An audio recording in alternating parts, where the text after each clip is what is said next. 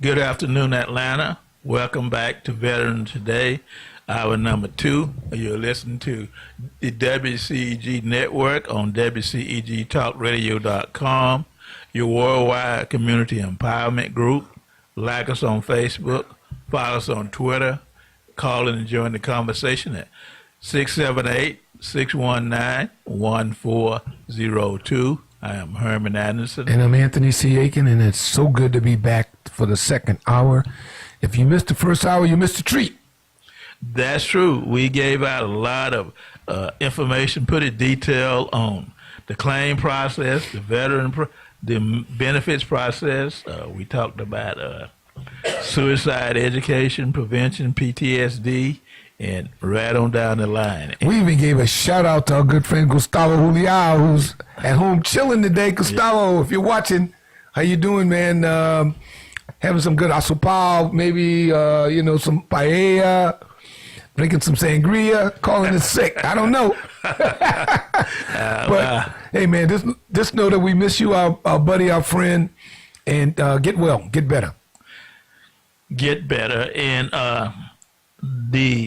to give you a little bit more information about what we talked about the first hour, then we're going to move on to some other things. Let me give you some numbers.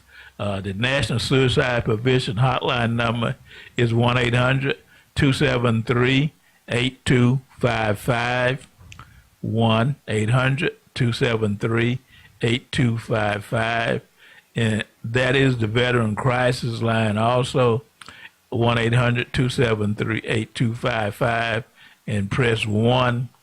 And also on the Veteran Crisis Line, you can chat by text, by texting 838255, 838255. The Domestic Violence Hotline is 1-800-799-7233, 1-800-799-7233. The National Sexual Assault Hotline is 1-800-656-4673, 1-800-656-4673. The National Child Abuse Hotline is 1-800-422-4453, 1-800-422-4453. And the National Homeless Hotline is 1-877-424-3838. Again, 1-877-424-3838. Herman, great information. Please, folks, take the time to get those numbers down, and if it's appropriate for you and your needs, you have the number to call. Last week, we talked about something that folks really don't like to talk about much, and that's the day we're gone. Our maker says, your time's up, and now you have a dash. Born day, dash, day you're called home. Well, we had the opportunity to speak with a local mortuary firm, and he indicated that one of the major issues that they have, and we discussed this on the last hour, is having your DD Form 214. And he indicated that he would like to come on the show to discuss what needs to be done by a family, by a veteran, male, female, whatever, for the inevitable. We're all going to leave here one day. But are you getting yourself prepared for that day? It's not a morbid situation. It's a real situation whereby individuals, male, female veterans, to take the time to put together a list of documents for your family members and making sure that things are right. Now, I'm going to go down a list that I think is very, very important for you to have these important documents in one location for your family members for that inevitable day. You need to have birth certificates, marriage certificates, divorce decree, social security card, a copy of your driver's license, a copy of your military ID, any immigration documents, naturalization papers, adoptions or custody documents, wills and deeds of trust. I am amazed, Herman, by the number of veterans and individuals that don't have a will. Well, I mean, you say number of veterans, but it's just the American public in general. A lot of people don't have a will. So, if you're in a city that has a military installation and there's a judge advocate office, go over there. It's free. Get it done. Then have a living will. If you're going to the hospital, they need to know certain things. Copy of your deeds, mortgage, rental contracts, insurance policies, life, home, vehicle, income tax records for the last 3 years, documents referring to your bank accounts, loans, and securities, references to the safe deposit box. Do you know where the keys are? Does your spouse know where the keys are? You know what I mean? References to outstanding debts. What are they? Your vehicle title and registration. The infamous DD Form 214. Do you have one available? And copies of a National Guard Bureau Form 22 on National Guard Bureau Form 23. Power of attorney if you have any. And then a DD 93, which is the emergency data, and SGLI life insurance policies. List of all bills paid online with password access, and a list of any accounts that have or need password access. All of these information that I'm just giving you, these points were put together by the Georgia Survivor Outreach Services, and I'm sure that each state has some type of an outreach service.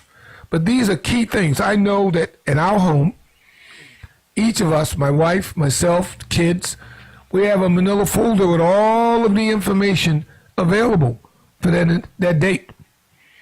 I have neighbors that have called me saying, you know what?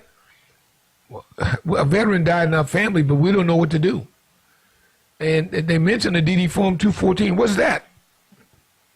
Don't have a clue.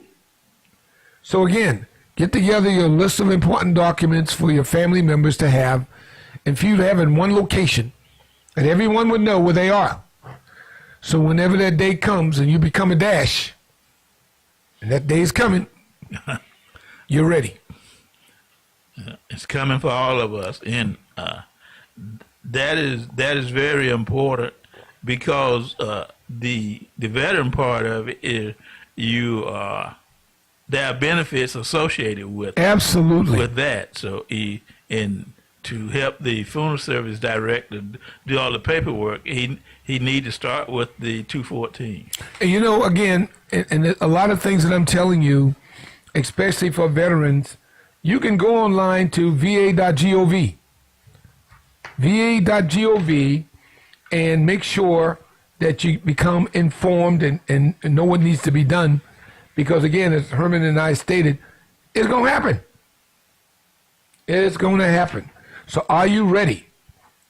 Are you ready? It's just like back in the day when you were a kid getting ready for a football game or basketball game. You pumped yourself up.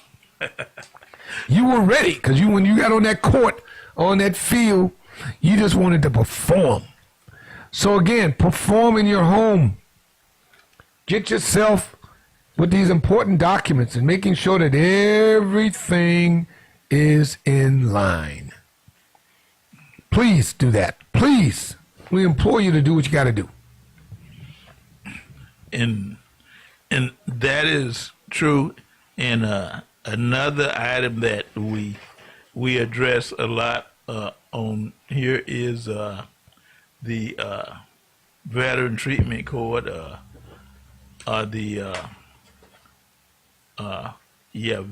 veteran courts, and all the counties in the metro area have those courts.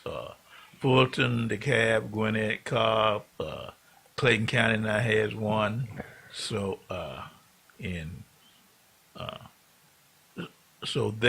it's very important that veterans are aware of this benefit. It's really a benefit that is there and is available. These courts have been around for several years. I'm very happy that here in Atlanta we're starting to see more counties come up with these courts. But this thing started way back in Rhode Island. A judge saw the need because he was seeing a number of veterans in his courts. And in many cases, didn't understand some of the situations that caused that veteran to be in that court. PTSD, mental health issues, sexual trauma, all kinds of things. So these veteran treatment courts are helpful in trying to assist the veteran before it goes too far. Before it goes too far.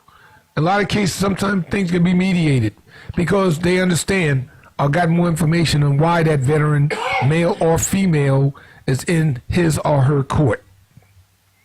So please, I know Fulton County has a veteran court. He just mentioned Cobb County, Clayton County, all the others here in Georgia.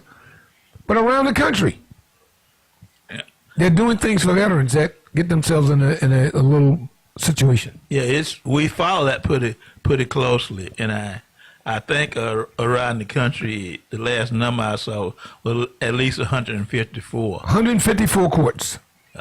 Yeah. You know, that's tremendous. We've actually seen it in action doing a stand down at Fort McPherson where there were veterans lined up. And guess what? All of these legal beagles, all of these legal minds came together on their own free time. They volunteered their services to help veterans because they understand veterans' needs are different than the civilian counterparts. So they came out on their own to assist. So we salute you. Give you a big salute for helping those veterans that need your services. Because, as Anthony said, the veteran treatment courts and the people that are putting those together, and the council and the coordinators of the court, they recognize that veterans have, like you say, special situations because you were in the military, and whether it's sometimes it's a good situation, sometimes it's a bad situation, but it's there are rules in place that will help you solve the problem, like Anthony said, before it gets too bad, and that's the good part about it. These courts have proven to be invaluable, very invaluable to assist families, especially in situations where they don't know where to turn or who to turn to. So we applaud those legal minds that are doing things to help. So please, if you know of a veteran needing support, be informed that there are veteran courts out there that can assist a veteran, especially during this time. And just let me put it on the table. For an example, in Clayton County, the chief magistrate judge and the people that is the elected office, and that was one of her commitment that she made when she was running for office. I'm talking about one in Dallas, and she has kept her commitment. So when you're dealing with your county commissioners, you're dealing with people that are running for elected office in your county, you be educated and really ask them what they're going to do for veterans as a veteran, or what they are going to do for your community. You know, right now, another issue that has just been dominating the news, not only the government shutdown, but issues dealing with veterans and their mental health situation, suicide situation, and the use of medical marijuana or marijuana in a trial test to assist with helping a veteran with his or her main issues. We can go back to a couple of years when the FDA approved veterans that were diagnosed with post-traumatic stress disorder and meeting certain eligibility requirements to participate in a study associated with the use of medical marijuana. We know that now certain states in these United States have approved marijuana for medical and recreational usage. Our nation capital is one, Washington, D.C. And you have state of Washington, state of California. I think there are about 22 states now. So this is something that is gaining momentum. Now, the reason I'm bringing it up is because we have individuals, veterans, who are tired of taking opioids. The use of pills that have now been, documented in killing folks. So you have an individual who is suffering from severe PTSD and for years have been taking opiates. And there was a story of one former Army female veteran, Christina Alfonso Zia, the founder of Blissful Veterans. She said she suffered from PTSD, and after 4 attempts at suicide and years of taking prescribed opiates, she found cannabis. Is that right or wrong? I don't know. I'm not a scientist. But here's a veteran that, for her needs, found out that cannabis was helpful to her. Now, we know that's an issue. It was a big issue here in Georgia last year in the legislative process. And I'm sure it's going to come up again. But the reason we're bringing it up is because it's a growing wave among veterans who are saying that they're tired of being guinea pigs by taking so many pills. I read an article last week, and what I remember about it, and I think this particular veteran was, I'm not sure what state he was in, but what got my attention is he was having, like he was on a lot of pills, and what this veteran said is that he told the doctor, I'm not going to take them. He went and took marijuana, and he's doing a medical marijuana, and he's doing fine. Doing fine. That's the gist of the story. It was more details to that, but bottom line is he, on his own, he decided he was not going to take the pill. He was going to take marijuana. Now, let's be clear. WCG Talk Radio Network and Veterans Today, we're not advocating veterans to go out there and do this. No, we're just providing you information. We're just providing you information because everyone's case is different. But if you take a look at the latest VFW magazine, January 2019, medical marijuana is one of the first things that's out there. You go online, you'll see it everywhere.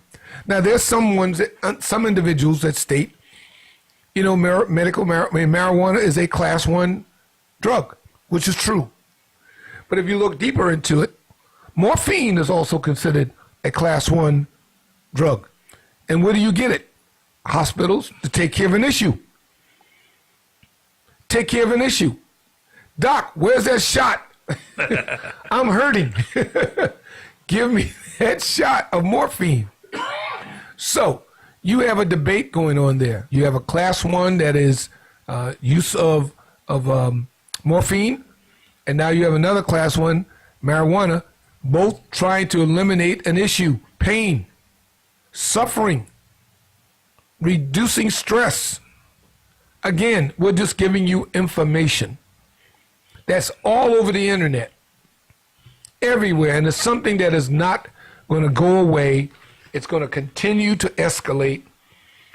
It was so surprising to me the other night on television when you see the former Speaker of the House, Senator Boehner. He's on television promoting cannabis. It blew my mind. Why? There's dinero, there's money. That brought up a discussion that I see all the time, and you have high-powered Wall Street executives, all type of people that are getting out of the business they are in, and they're becoming investors in marijuana. I mean, not only medical marijuana, but just because in a lot of states, recreation marijuana is is available, and that's the headline was that's going to be the next wave of millionaires and billionaires of people that actually own those businesses. Well, it's amazing. I lived in Denver for 10 years, moved to Atlanta in 2001. And when I was there, marijuana was not legal or anything like that. But I found out years later that individuals from the East Coast, West Coast, and they were selling and their stocks and closing out their 401k plans and everything once it became legal in Colorado, and flocked to the state. And now it's like having a medical marijuana, a marijuana facility on each corner that's rivaling Starbucks. I saw an article where they said they're gonna put them in vending machine. So they're rivaling Starbucks. Why? Because it's about money. It is. It's about money. And if you take a look at the latest, like I said, VFW magazine, Veteran Forum Wars, there are pros and cons about it. One person said they was utterly shocked to read that the VFW is actually going along with the present day libertarian agenda of possibly endorsing the medical use of marijuana. That's one thing. Another person said, I queried the National VA regarding medical marijuana and got the canned answer that is being a class 1 drug. However, morphine is a class 1 drug, and they use it, and also its derivatives. And there are derivatives of marijuana that can be helpful to veterans who are coping with physical and mental symptoms. So there's pros and cons both ways. But I'm just trying to tell you that the use of opiates offer no advantages. It's been truly found out that illegal drugs such as heroin and illicit fentanyl kill the majority in this opiate epidemic. Well, that's true. And if you look at it, not only looking at veterans and treatment of veterans, but if you look at it at American society as a whole, and look at the direction we're going in, the direction that we're going in is that it's going to become it is legal in some states now. I think the number is 30 or 32. So it's going, if it's legal for the public citizens to be treated with it or to even use it as recreation drugs, then the question is, how should veterans be treated? How should veterans be treated? I can tell you that I personally know of veterans that have gone to the VA and come out with a shopping bag full of medications. Now, that's leading, because I'm going to lead into Herman, who talks about this all the time, is understanding your medical plan. I'm not talking about your Medicare card. I'm not talking about your supplemental insurance medical card. I'm talking about understanding your medical plan in regards to what you are putting into your temple, your body. Well, I don't know how you knew to do that. I have this week's. See how we think? My we health, think alike. health vet in front of me. Yeah. It's dated January the 30th. In the first highlight on the medication question, get the facts. Be prepared to inform. Be inquisitive. There are important questions you can ask your doctor to become better informed about the medicine you take. Get the facts about your medication, over-the-counter drugs, can prevent problems. My health vet has a list of questions you can bring to your doctor. I did not print those, but again, I would. You have several ways. My recommendation is that you sign up for My Healthy Vet, or you can just go to My Healthy Vet online, and the January issue will give you a sample questionnaire that you can have for when you go to the doctors, and that's the medical plan, is what I just read. Ask all those questions, ask understanding, and ask the doctor why am I taking this medication? What are the side effects? Is it okay to mix over kind of drugs with this? Those are that is part of the medical plan. In addition to that, you need to have your family history, heart disease, diabetes, and things of that nature. Because I remember when we were talking to Dr. Cooper about this, he stated that certain things are just hereditary, high blood pressure, hardening of the arteries or whatever. If that runs in your family, you need to know about it and start taking precaution early.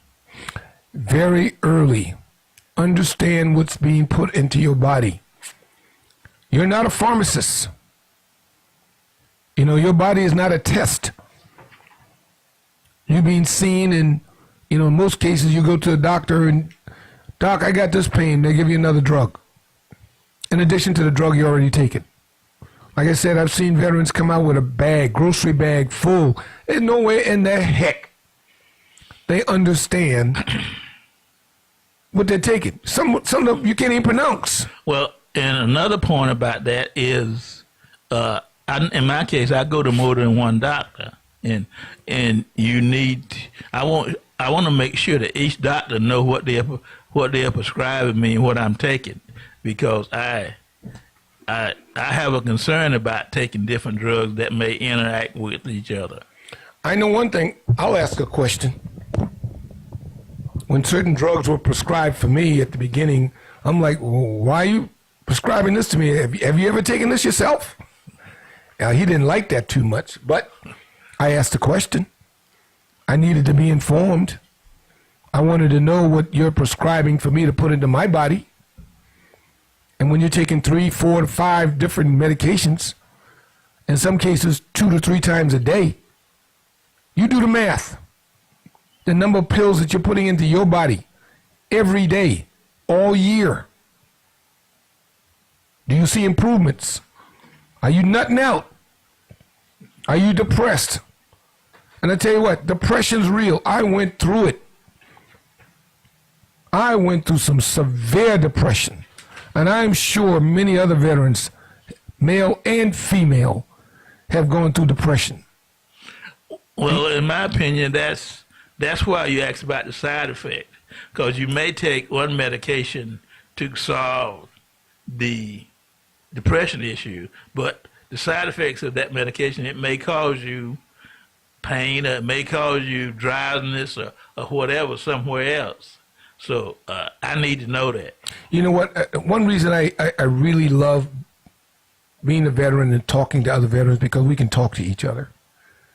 We serve a common bond. Boots on the ground, running around in the woods, sleeping on the ground, firing a weapon, training at night, training in the cold, training in the rain. Wherever we were called, we were there. Now we need to talk with each other when we're suffering. And if you know of another veteran that's suffering, help that veteran. I can't say that enough. I implore you, please help a veteran. Just don't go by that thank you for your service thing. I love to hear it, but mean it. That means something. Thank you for your service. Because as I tell folks, when you watch a veteran or a service member on television and they're in a campaign, there's certain things you can't do in your home. One, you can't feel it. You can't smell it. You're not in it. You can't hear what's going on. You don't understand the stress related to it, but you're watching it on the evening news. Having your cold one, having a nice meal, and there are folks out there that may have not taken a bath for 2 weeks or eaten for a few days. Been there, done that. While you home watching, Andy Griffin or something on TV. It's real, folks. A price was paid for that freedom that you enjoy every day. A price. All gave some gave all. That's my motto every day. And I believe it. And I salute these veterans out there every day that have served along with me and have served around the world. And you should salute them also. And help. Congress, give the VA the money to do what they need to do. Well, that's, I was asked that question by a reporter from AARP. And basically, I gave the answer that you just went through. In addition, there's only 1% of us of the United States 1% that serve in the what we want the other 99% to understand is that you can't stand in our boots, you can't walk in our shoes, but you can understand, make an effort to understand what we went through and what we did that way. You know, the VA is, by law, was put together to help veterans. And there's a statement that the VA has stamped on their building in Washington, D.C. I've been there many times at the Department of Veteran Affairs. I think they need to be really revised somewhat. And I know it's put together by past President Abraham Lincoln, but it says the VA's main purpose is to care for him, and it should be for him or her now, who shall have borne the battle, and for his widow and his orphans. That's real. That's on the building. So if there's something that's been promoted way back when Abraham Lincoln was involved, why aren't we doing the right things, VA? In the past 4 years, we've had, what, 4 different directors? At least. At least 4 different directors of the VA. It's become a political ball. A political ball game. But yet, not taking care of troops or soldiers or airmen or whatever to help them plan for their future as a result of something they were exposed to during their military career.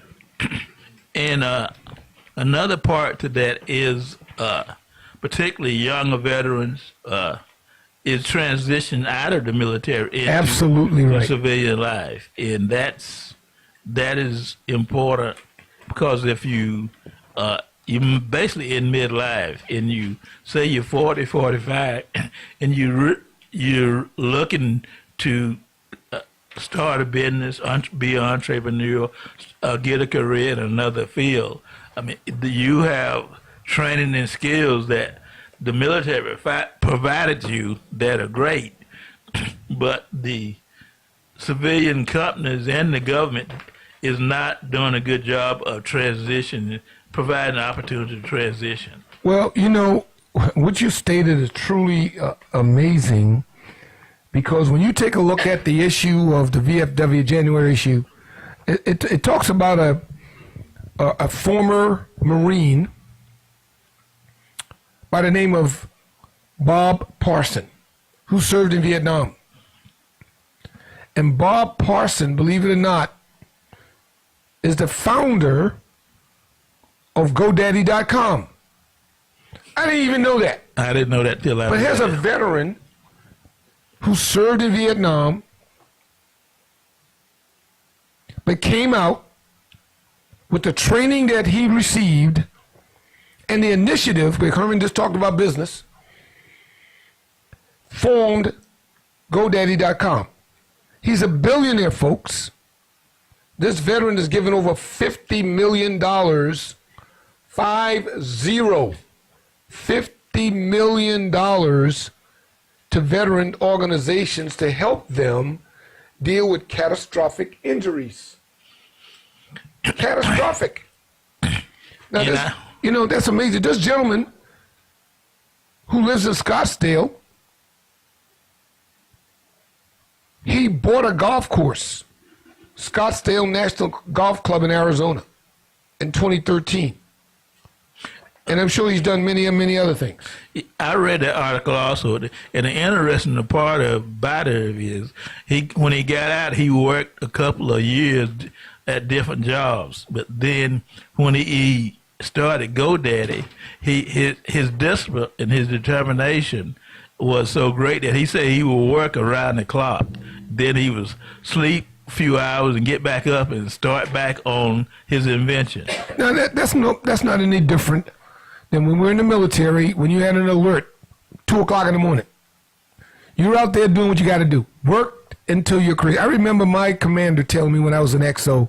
He said, "XO, if the soldiers don't come back dead tired, you didn't do your job." What does that mean, sir? Work until they're tired. Work them. Well, this gentleman had the same work ethic, worked hard, got a little nap, got up. Herman just talked about business opportunities for veterans. You're smart. You're intelligent. You receive thousands and thousands of dollars of training. Flip that around. And if you have the passion and the initiative to go out there and form a business, because this country is formed on small business. You have the aptitude, veteran, male or female. But that was one of my comments to this person that I gave the interview with, is that veterans have military grade training. And you see in a lot of situations where they say that this is a military grade product, it means that product is above the average corporate level standards. It's the military grade standards is higher than any. High. Your unit, a cohort type unit, you didn't want to have any reds. Anytime the old man called me and said, "Where are we? Are we red?" "No, sir, I don't understand red." You know, for a USR report, a unit status report, you know, red, green, and amber. You remember that. He always wanted green. That means we were doing our job. So let's use that same ethic, that same work ethic to get something done, to get the right things done for you, get the right things done for your family, and to get the right things done to make this a better place. Because you've carried the torch as a veteran. You've carried the torch to, Herman said 1%. 1% protecting the entire nation. That's phenomenal. That's phenomenal. So, you know, you need to do the right thing. You go to the Washington, D.C., there's that Vietnam Wall. 59,000. And I'm sure that's not all. They're still finding remains. Exactly. 50 plus years since that war's over. And it's something that doesn't go away. You don't walk away from that. Same thing for those that served in Iraq, Afghanistan, Desert Storm, Desert Seal, Grenada. Even though that was a short campaign, it's still something that was a conflict. What about Panama? What about all these other small conflicts? What about those 4 Delta Force people that were killed in Niger? We didn't even know about that. No. We're serving all over the world in places we didn't even know about. Since I'm a Vietnam veteran, and just recently, in the last 2 or 3 weeks, I've seen on the news where Vietnam, I've seen at least 2 situations where a Vietnam veteran has passed away, didn't have any family members. Correct. But they put the word out, and a huge number of people showed up and took care of this veteran. I know one was in Texas and Yes. one was somewhere else. Yes. So it's in the footnote to that is when we came back from Vietnam, the American citizenship didn't like us. That we were told not to even wear our uniform. And so this. Now you just took me back, Herman. You just took me back when, you know, it wasn't good to be in that uniform. You know, I've heard your stories, and when you came back, they told you to take your uniform off. Yeah, I landed in Washington, at the airport. I mean, they told us to take our uniform off, put on civilian clothes. And it didn't. I mean, it was happening. I came back from Vietnam in '67, and that was what happened at the time. Even on the college campuses, it happened to me. ROTC. Why in the heck are you wearing a uniform? Don't you know you shouldn't be involved with that campaign?